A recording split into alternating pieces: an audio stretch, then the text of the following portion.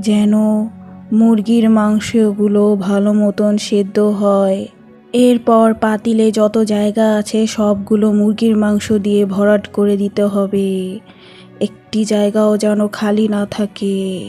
চুলোর আঁচ একদম মিডিয়ামে দিয়ে তারপর চিকেনগুলো ভেজে নিতে হবে। হাই হিটে দিলে উপরের আবরণ পুড়ে যাবে কিন্তু ভিতরে সেদ্ধ হবে না।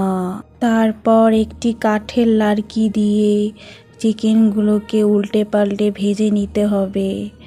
এক পাশ ভাজা হয়ে গেলে আরেক পাশ উল্টে দিতে হবে। এরপর একটি বড় গামলা নিয়ে তার ভিতরে টিস্যু বিছিয়ে দিতে হবে, যেন চিকেনগুলোকে গরম গরম এখানে শুইয়ে দিতে পারি। এরপর চিকেনগুলো একটু লাল লাল হয়ে গেলে এগুলোকে সেই টিস্যুর বিছানা